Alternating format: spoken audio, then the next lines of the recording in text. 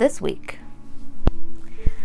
I'm going to be doing something a little bit easier because I had a lot of crocheting to do this week.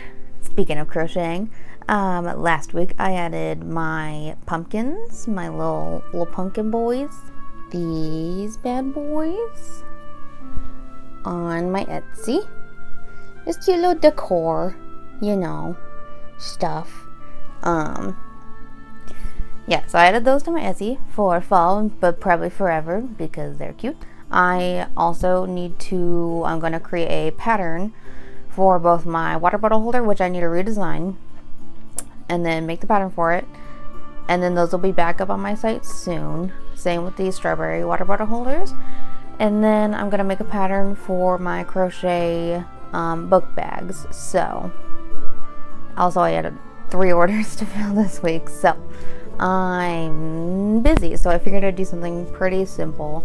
But I was at Goodwill, of course, the other day, and I picked up this really pretty black and white material. It was like vintagey and cottagey, so I was like, you know what? I feel like I've seen some corsets in this material.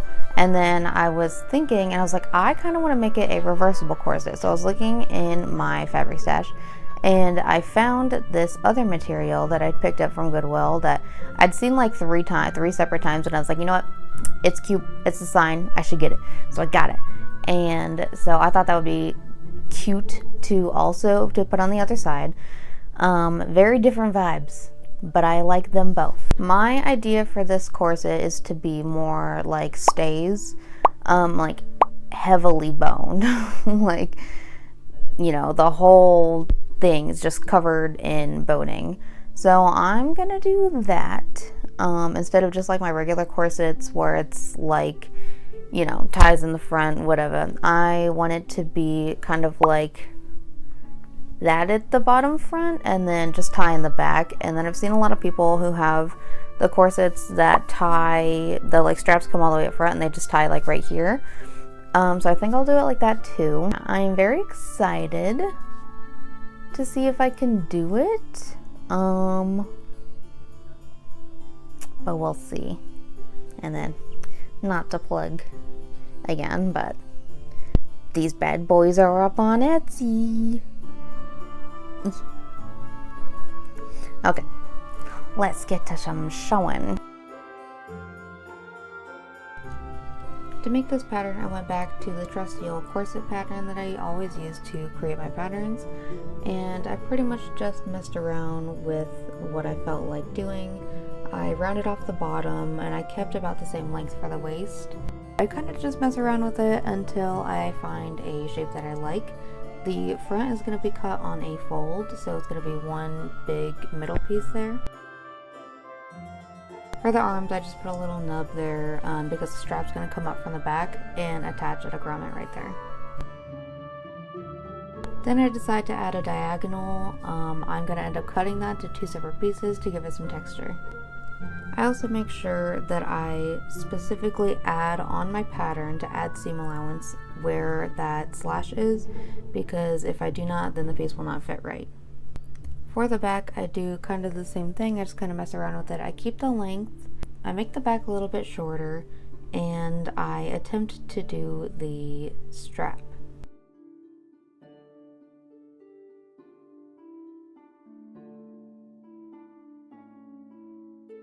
Finally, I decided to use a pattern that I did have that had a strap go up like that.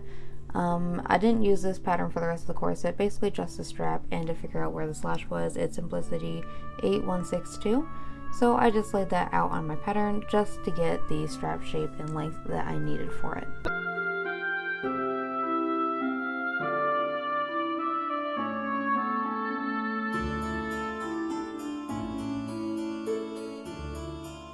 Then I added a slash like I did in the front to add some texture. To label it, I make sure that I put what the pattern is, what size it is, how many pieces I'm cutting of each fabric. For the back, there's going to be 3 pieces, the strap, the side piece for the back, and the back middle. The back middle is going to have grommets going all the way down because that's where the corset is going to be.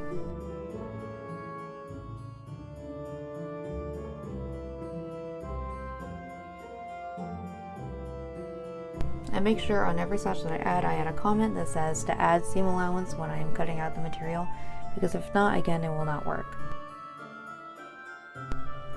I then cut out all of the pattern pieces that I have, and I cut out each individual part.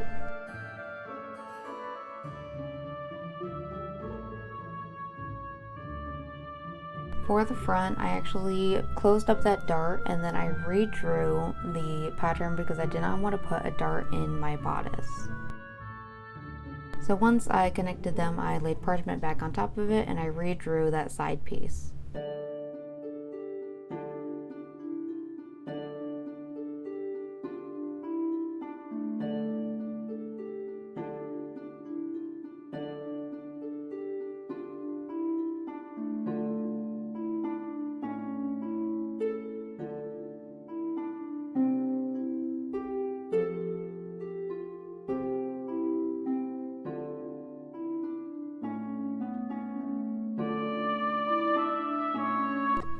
Then every piece is individually cut out, so 2 parts for the front and then 3 parts for the back, so that it is ready to put on the material and cut out. This pattern just has the 2 fabrics, the black and white one and then this pretty orangey one, so I'm just cutting out 2 of each minus the front piece. That is just 1 on fold of each material.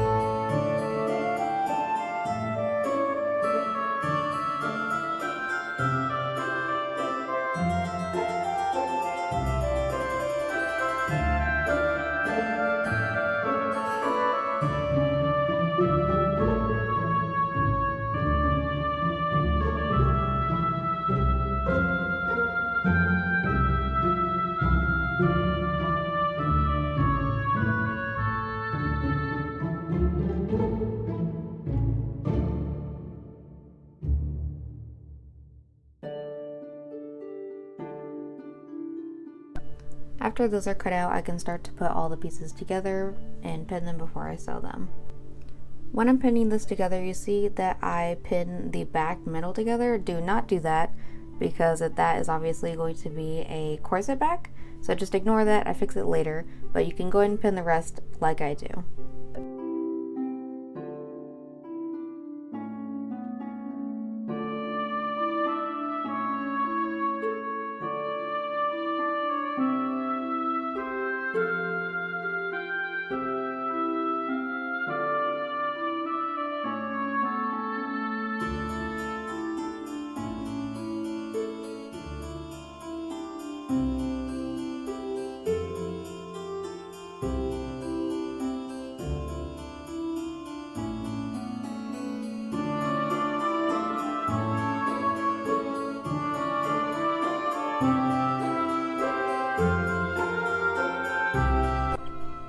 Also, completely ignore that I did sew the side front pieces upside down, so just ignore that. I also fix that later, but you can go ahead and pin the rest like I do here.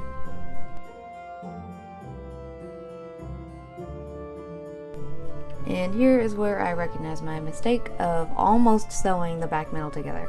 So I unpin that and then sew each side together.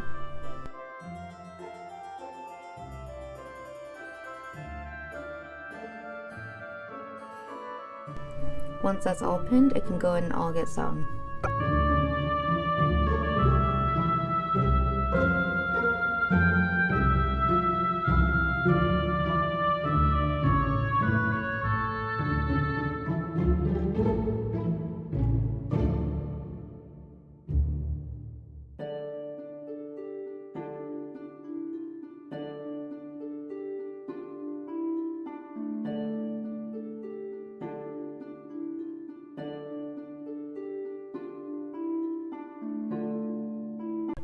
After sewing the seams of all of those pieces, you're going to iron every single seam so that it lays nice and flat.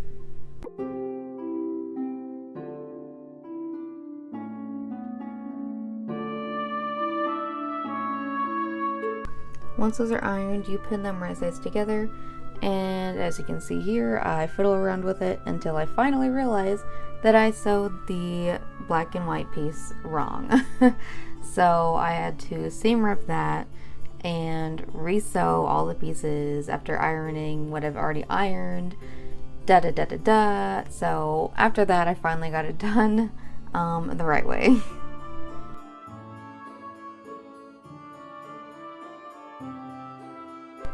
So you'll pin right sides together like I was doing before, and you're gonna pin all around every single edge except for the bottom.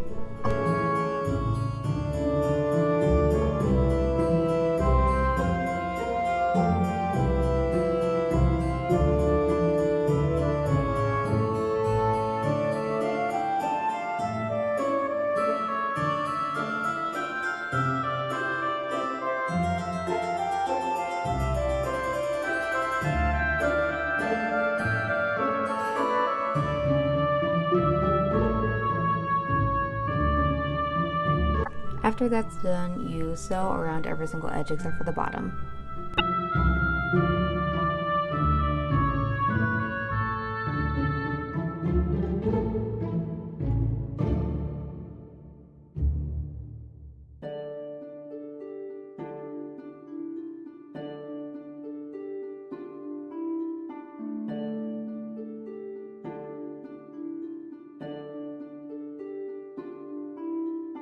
An important thing to not forget is to trim around the outside after you've sewn it, so this will make it a lot easier when you turn it inside out, and everything will lay a lot flatter.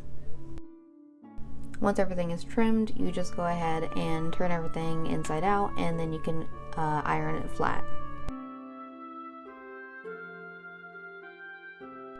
For the bunny channels, I took my pattern pieces and I laid them underneath a piece of parchment, and then you can see I found the biggest ruler in the world to create the bunny channels. I didn't really have specific measurements or much of an idea of what I wanted, but I know that I wanted the front to be completely boned, and then the rest is just kind of sparse boning throughout. So I just kind of drew the lines that I wanted, and I used that for my boning channels.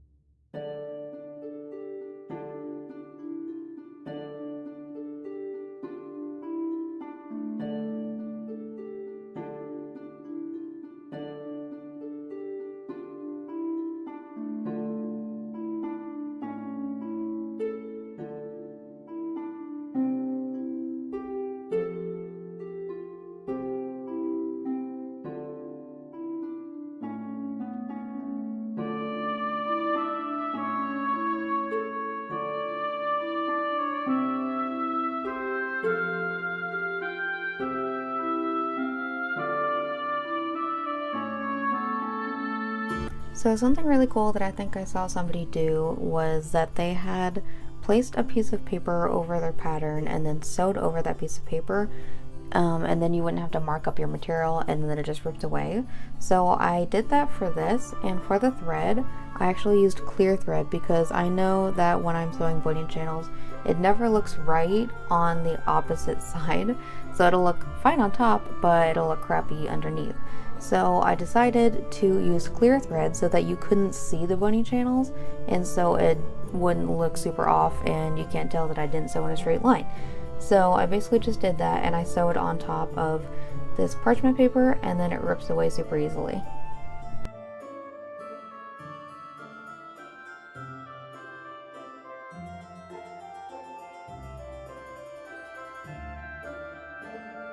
Then for the boning, what I actually use is these massive zip ties, like the biggest one that you can find.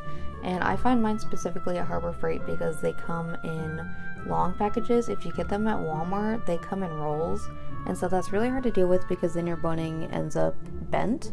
But if you get them from a store like Harbor Freight, then they come straight. So I basically just use those for my boning. They're really stiff, they're sturdy, they're cheap, and it's a lot easier, I think, for me to find. So what I do is I just measure, the length of it, and then I go ahead and trim the edges to the angles, and I make it so it's not sharp so the boning doesn't break through the fabric. And then I make sure to leave a little space at the end because I am sewing on a bias tape, so you want to make sure that you leave enough room to where when you're sewing the bias tape, your needle won't hit all of the zip ties. Once all of your zip ties are in, I just went ahead and sewed a green bias tape around the bottom, and that was the only place that I needed to put it. I know other people put it around the tops and edges, but I just hate dealing with curves with bias tape, so I just kept it at the bottom. Finally, the last step is to add your grommets. I, again, just only had the corset ties on the back, so I just had 8 on each side, and then you add the grommets for the strap on the front and on the straps.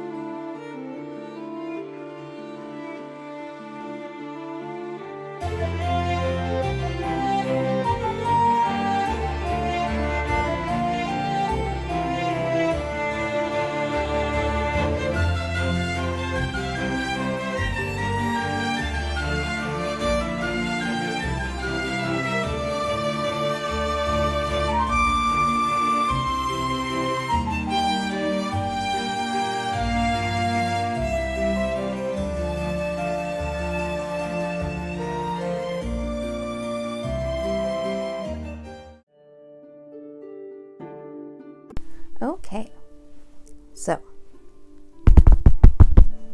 she's very, very structured. I really like how this turned out. I've never made like this kind of corset or stays before, like super structured. I've made one kind of like it, but nothing like this structured before. So I am very happy with how it turned out. Yeah, no, it actually fits well. I wasn't prepared for it to actually fit. Like if it didn't fit, I was just gonna make it like a mannequin piece, but it does fit, and now I can wear it, which is nice. And I absolutely love the reversible aspect of it. It's very cool. The materials are just both so gorgeous, and I'm glad that I finally got to use them because I've had this one in my stash for quite some time, and I was like, I have no idea what I'm gonna do with it. And now I do. Yeah, and I'm actually like realizing that this is pretty centered, and I had no idea that it was. It tells you how much I actually pay attention to the pattern or the material when I cut it up. But it actually turned out very nice. I really liked the clear thread that I used for the boning channels because you can't see it, which is very nice because I'm not the straightest sewer in the world, but altogether it looks really nice, and it doesn't like disturb the material too much with any obscure color or thread or anything, and you can't tell when it's off on the other side, which is even better. So yeah, it actually turned out really good. I'm still trying to figure out how to style it exactly, like casually. Still trying to figure that out. This dress is the closest thing that I could find. I might have to buy one or make one that'll fit better with it. But so far, this is what you got. I'm very happy to have this in my wardrobe now. I just need to know how to style it. So sewing aside, I am gonna have a lot going back up on my Etsy. yeah, like I said, I need to redesign my water bottle holder. Then I'm going to put a pattern up for my original water bottle holder. And I'm going to put a pattern for my crochet book bag. So I've got a lot of crocheting to do this week, as well as orders to fulfill on my Etsy. So I thought that this was like a nice, easy little sew, and there's a little spin on it for it being reversible, and it's not something like I would usually sew for a corset.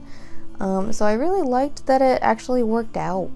And I'm excited to see what else I can do. And again, these bad boys are up on my Etsy. You can buy them individually or in a pack of 3. It's nice fall decor, or whatever you want. I hope you liked what I did this week. I am very happy with it, and I have no idea what I'm doing next week. I usually have no idea what I do until the day of. I just follow the serotonin train wherever it takes me. If you like this, go ahead and like and subscribe. And I post most Fridays, mostly around noon, unless I am lazy and don't edit until the day of, and then I have to post like an hour or 2 late. But that's beside the point. So yes, mostly Fridays, mostly at noon. Anyways, thank you for watching.